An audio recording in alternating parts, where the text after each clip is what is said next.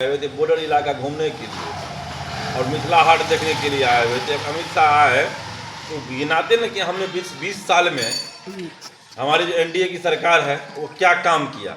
ये 15 साल पुरानी बात गिनाते हैं कि लालू जी ये किया, लालू जी वो किया। अरे भाई, आप जो 20 साल में किए वो तो गिनाइए। आपका 15 साल का लालू शासन का बहुत कम समय हुआ, आपका 20 साल उससे ज़्यादा हुआ। आपने जो 20 साल बिहार में काम किए हैं वो दिखाइए। केंद्र सरकार में जो आप कहें कि हम 2 लाख प्रत्येक साल जो नौकरी देंगे, वो नौकरी कहाँ है वो दिखलाइए। आप फिर कह दिए कि 1 करोड़ नौकरी देंगे। आप तो पहले 12 साल हो गया, 12 में 24 लाख युवाओं को, 24 करोड़ योजना, तो पहले युवाओं को नौकरी तो आप दीजिए। और फिर 1 करोड़ घोषणा। लोग विश्वास में करने वाले एनडीए सरकार पे नहीं, क्योंकि 20 साल देख लिया है निकम्मी सरकार को। इस वक्त सर एक सवाल बनता है कि आप भी टिकट के लिए दावेदारी किए थे, लेकिन पार्टी आपको टिकट नहीं होता। क्या पार्टी से कोई नाराजगी है आपको क्या? देखिए, जहाँ घर में है आपका बेटा पक्ष तो सबको हिस्सा चाहिए ना। हम लोग अपनी उम्मीदवारी दिए थे, हमारे साथ और लोग थे, लेकिन एक विधानसभा में टिकट मिलेगा, एक ये तय है। तो किसी एक को मिलेगा, बाकी हम लोग जो उम्मीदवार थे सब जो जिसको पार्टी ने उम्मीदवार बना करके भेजा उसको हम लोग मदद करेंगे, जिताएंगे। जनता का जो मेन मुद्दा है जिस पर हमारे आदरणीय तेजस्वी प्रसाद यादव जी नेता प्रतिपक्ष और भावी मुख्यमंत्री जी का जो घोषणा है उसको आगे लेकर के हम लोग बढ़ रहे हैं। आपको देखिएगा, सरकार आएगा तो प्रत्येक माई बहन को 30,000 रुपया 14 जनवरी को मकर संक्रांति के शुभ अवसर पर क्या कर सबको मिलेगा। ये सब जो मेन मुद्दा है इसको लेकर के हम लोग आगे बढ़ रहे हैं। प्रत्येक घर में सरकार आने के बाद प्रत्येक घर में सरकारी नौकरी दिया जाएगा, ये हम लोगों का मुद्दा। इसी मुद्दा के साथ आगे बढ़ रहे हैं। और आप देखिएगा, जब 17 महीना की महागठबंधन की सरकार थे तो उसमें तेजस्वी प्रसाद यादव जी उप मुख्यमंत्री थे, तो पूरे बिहार में 5 लाख लोगों का योजना सरकारी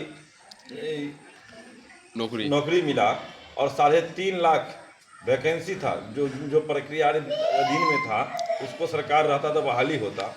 लेकिन ये एनडीए सरकार में जब चले गए नीतीश कुमार तो बहाली भी अभी पेंडिंग पड़ा हुआ है। तेजस्वी यादव कॉन्फ्रेंस के जरिए से बताएं कि हम घर घर नौकरी देंगे। इतना नौकरी कैसे होगा? तो सर बिहार का बजटों नहीं, विपक्षी का नहीं, उतना बजट नहीं तो कहाँ से नौकरी देगा? और एक तो बात और बोल रहा है कि क्या तेजस्वी यादव अपने बाप के घर से नौकरी देगा? यही नीतीश कुमार ने कहे हुआ था 2020 में। जो 10 लाख नौकरी दे रहा है देगा कहाँ, अपने बाप के घर से लाएगा। इसी नीतीश कुमार से 17 महीना के समय में 5 लाख नौकरी दिलवा दिया ना। और यही नीतीश कुमार ने कहा 10 लाख नहीं 20 लाख की नौकरी देंगे गांधी मैदान से 26 जनवरी के दिन। क्या लगता है इस पर चुनाव में असर होगा कि नहीं? निश्चित रूप से पूरा असर है और महागठबंधन का पूरे बिहार में सरकार बनने जा रहा है। चुनावी समय में जो है नीतीश कुमार जो है महिला जीविका दीदियों को 10-10 हजार रुपये दिए। क्या मुद्दा है उनका देने का? 10,000 रुपये तो कर्जा दे दिए, कर्ज दे दिए, एकदम कर्ज दे दिए। क्या लौटाना पड़ेगा? एक आदमी को कर्जदार बना दिया है।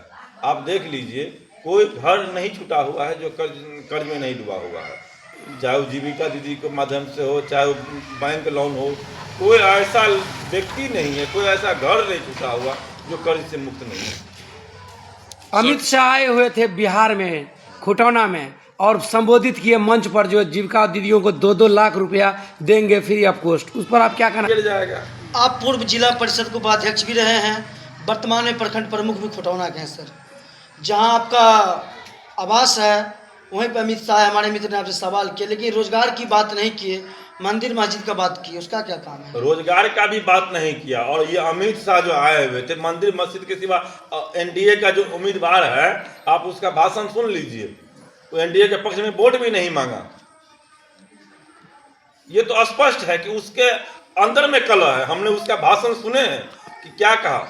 शिला मंडल, मीना कामत और क्या सतीश सौ, ये एनडीए का उम्मीदवार है। सर ये नहीं कहा कि क्या कहते हैं कि ये एनडीए का उम्मीदवार है, जदयू का उम्मीदवार है, उसको वोट दीजिए। सुजीत पासवान को कहा बीजेपी का उम्मीदवार है, आप इसको मदद कीजिए। ये तो पहले एमएलए उसका बनेगा, ये एमएलए के लिए वोट मांगेगा तब ना उसका सरकार बनेगा।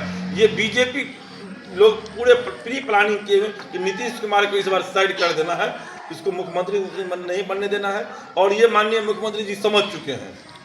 अमित शाह बोल रहे हैं कि बिहार में फैक्ट्री के लिए भूमि नहीं है। क्या बिहार में भूमि नहीं है फैक्ट्री के लिए? बिहार से भी कहीं ज़्यादा भूमि है, गुजरात में भूमि है, बिहार में नहीं है। अब कह रहे हैं आप फैक्ट्री लगाएंगे, तो 20 साल से आपका सरकार था, कौन रोके मतलब फैक्ट्री नहीं लगाने के लिए? अभी 12 साल से भी आपका केंद्र में सरकार हो गया, कोई बिहार में फैक्ट्री लगाने के लिए रोके हुआ है? आप जब चाहिएगा, जहाँ चाहिए, सरकार का ऐसा नियम है कि जिस समय सरकार का जमीन की जरूरत होगा, उसका जो किसान का जो जमीन का मूल्य है उसको पे करके किसान आपको जमीन मुहैया कराएगा, सरकार का ये नियम है। आप लोग देखिए, रोड बनता है, निजी जमीन रहता है, उसको सरकार तोड़ता है, साइड करता है, उसका मुआवजा देता है। ये काम करने का नियत होना चाहिए। आप काम करिएगा ना तो हर रास्ता विकल्प निकल जाता है। जनताओं को क्या कहना चाहेंगे आप? जनताओं को ये कहना चाहते हैं कि महागठबंधन के जो भी उम्मीदवार है मधुबनी जिला में, उसको आप जिता करके तेजस्वी जी, लालू जी को हाथों का मजबूत करें और महागठबंधन की सरकार बनाए, जी उससे आम जनता को लोग बहुत सारे फायदा होगा। जो हमने आपको सारे योजनाओं की सरकार की जो बनने के बाद जो योजना का लाभ होगा वो हम आपको बता दिए भी हैं।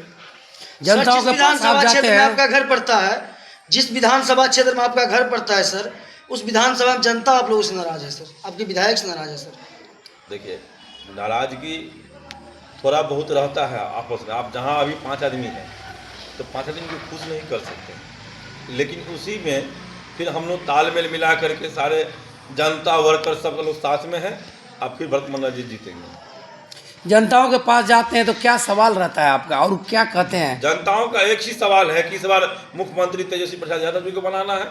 ये निकम्मी सरकार जो हो गया है 20 साल में, इसको उखाड़ करके फेंक। ये नल जल और रोड जो कर रहे हैं, नल जल में हमने पानी दे रहे हैं, उसके समस्या आपको नहीं बताते हैं? कहीं नल जल दिख रहा है?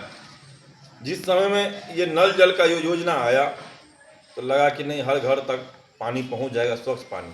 लेकिन आज आप देख लीजिए, जहाँ बैठे हुए अगल बगल में ये बकरी जो हम लोग देहात में कहते वो भी बांधने लायक नहीं बच गया है, कहीं टोटी नहीं है, कहीं पाइप नहीं है। और एक समय 2 साल पहले जब PhD में आया तो एज ए प्रमुख के हैसियत से हमको लगा कि नहीं अब ये जल नल दुरुस्त हो जाएगा, ये अपने आप में हमको विश्वास लगा। लेकिन ये नल जल PhD में आने के बाद ये जो पहले जो पंचायत में था, इससे भी बद से बदतर हाल हो गया। और अंदर का पाइप, टोटी और टंकी उखड़ना शुरू हो गया, गिरा हुआ है, पड़ा हुआ। आप देख लीजिएगा पूरे बिहार में, हमको नहीं लग रहा है कि पूरे बिहार का आकलन कर लीजिएगा तो 10% जल नल कहीं चल रहा है। आप दूसरे जगह छोड़ दीजिए, आप अपने पंचायत में तय कर देख लीजिए, कहीं 13 वार्ड, 14 वार्ड, 15 वार्ड भी है मिनिमम, कहीं तो 24-25 वार्ड भी है। आप 15 वार्ड का ही आकलन कर लीजिए कि आपके पंचायत में जल नल कितना वार्ड में चल रहा है। ये सरकार पूरे भ्रष्ट सरकार है। ये सरकार को कौन लोग ये योजना का बारे में जानकारी दिया? इससे अच्छा था कि आप जितना पैसा 25 लाख 30 लाख वार्ड के हिसाब से खर्चा किए, कहीं 15 लाख, अब इससे अच्छा था कि 25 समरसेबुल दे देते। क्या लग रहा है तेजस्वी की सरकार में नल जल सुधर जाएगा? देखिए, जो स्थिति है ये हमारी भी सरकार हो जाएगा तो हमको नहीं लग रहा कि ये जल नल सुधरेगा। आप अपना शॉर्ट में परिचय बताइए। हमारा नाम हुआ मोहम्मद मिराज, हम कोटोना के प्रमुख हैं वर्तमान में।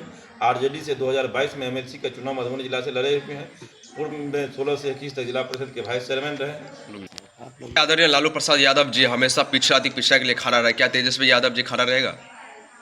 लालू यादव के बेटा तेजस्वी यादव है जी। तो कोई भी आदमी बाप का जो नक्शे कदम होता है उसी को आगे लेकर के बढ़ता है। तो निश्चित तौर पे, और आज पॉलिटिक्स भी कर रहे थे तेजस्वी जी, तो लालू जी का जो विजन है उसी के साथ आगे बढ़ रहे। उसमें अपना जो युवाओं का जो विजन है, युवा अंग अपने हैं, यंग है, उस विजन में जो जोड़ने का काम चल रहा है उसी का देन है तेजस्वी यादव। और निश्चित तौर पे ये पिछड़ी की राजनीति करते हैं, दलित, महादलित, अल्पसंख्यक, ये निश्चित तौर पे इसका भला होगा। सर राजद करिए